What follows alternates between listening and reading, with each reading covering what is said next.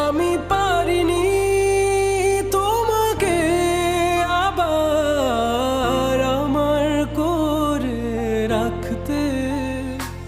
তুমি বুঝনি, আমি বলিনি, তুমি স্বপ্নতে কেন আসনি আমার